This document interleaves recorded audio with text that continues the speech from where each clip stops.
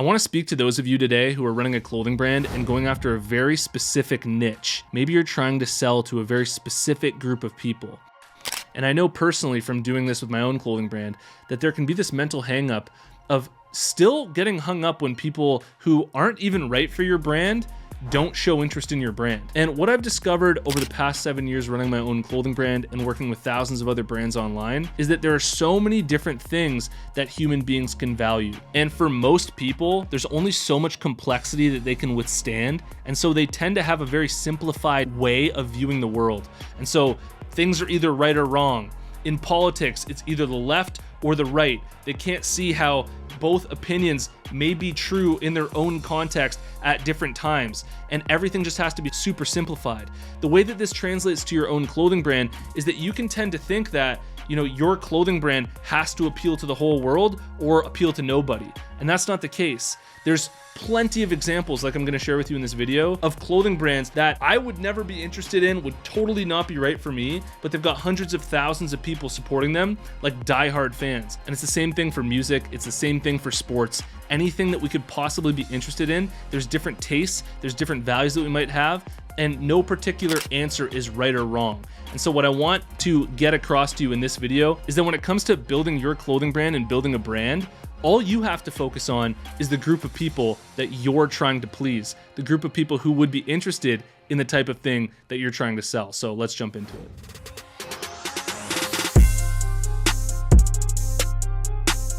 Apparel Success is sponsored by my buds over at Design Crowd.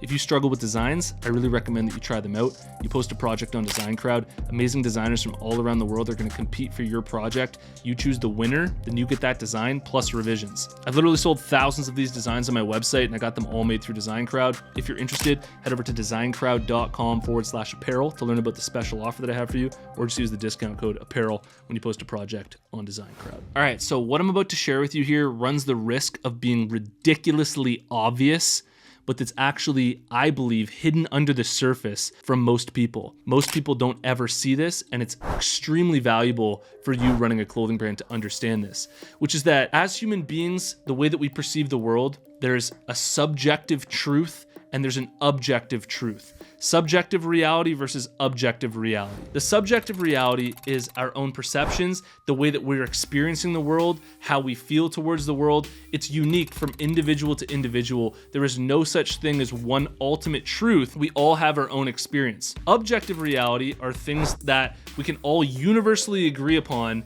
that are, from any lens that you look at it, objectively true. And when it comes to your clothing brand exists in a world of subjectivity. What I mean by this is that there is no objective truth to whether or not your clothing brand is cool or not. It literally depends on who is perceiving it, who is judging your brand. Let's take my clothing brand for example. I run a Canadian clothing brand that represents rural Canada. So all the people that I sell to are living in the country, they're living in rural Canada, they speak with kind of like the hick Canadian slang here. And I could show my clothing brand to one group of people who all live in the city, who like to go out clubbing.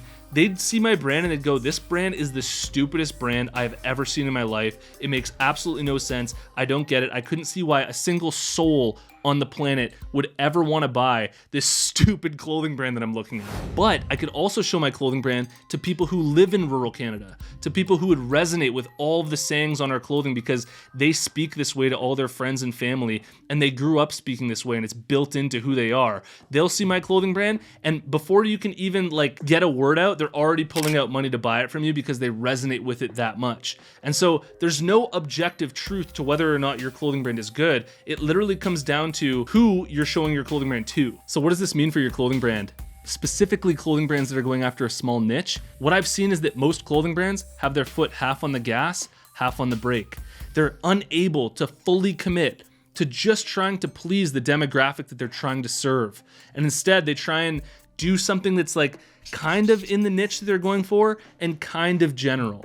They just can't sink their teeth fully and just commit fully to the niche that they're going after, because what that means to do that is that you're eliminating a whole chunk of the population that might otherwise be interested in your head, and you're saying, okay, if I actually dive head first into this niche and I solely focus on pleasing that very specific group of people, then it gives me this feeling of like, oh no, but I'm gonna be like eliminating a huge chunk of the population who might have wanted to buy from me.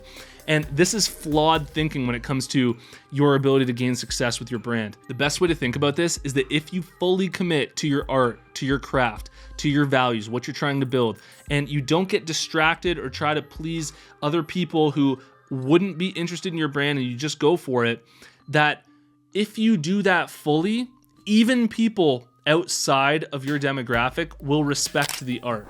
They'll say, that might not be for me, but I appreciate the art there. I appreciate what they're doing.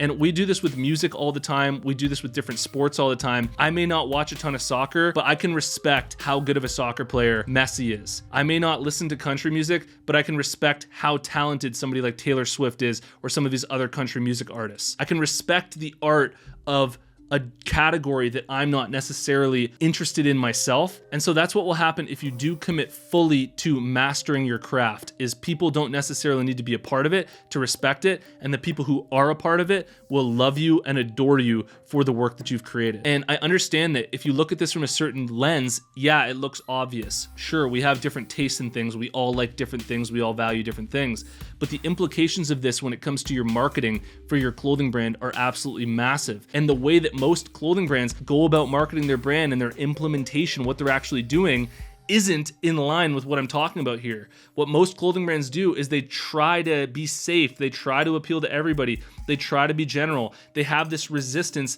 to committing fully to the niche that they're trying to serve. And to try and illustrate this, what it's like is like if you had a clothing brand that was just selling to people who are fans of death metal music, but you were like, yeah, we like death metal, buy our clothing brand, we kind of like death metal. And then the true fans of death metal music are like, yeah, but you're not actually death metal. And so the people who like death metal are like, we don't want to buy them because they're not actually what we want. And then the people who aren't in death metal are like, well, we don't want you because you like death metal, and nobody ends up being interested. And so there's that saying, if you try and please everybody, you end up pleasing nobody. And so what I'm trying to do in this video is loosen your brain up to the possibility of committing even further to your niche than you already have. How much more can you let go of people's approval of your brand? How much more can you let go of trying to please everybody else and trying to be a general brand that's kind of for everybody? And how much more can you just commit to it, and commit to it in a way that's going to be bold, where it's really going to be polarizing and really resonate with that audience? Because when you do that, that's when you're going to get the best results for your brand. So we're done poking around here. We're done dipping our toes in the water. It's time to jump in. It's time to sink into yourself and allow your clothing brand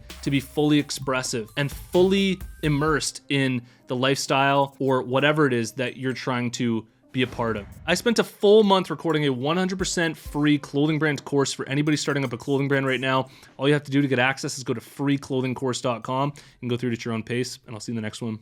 Peace.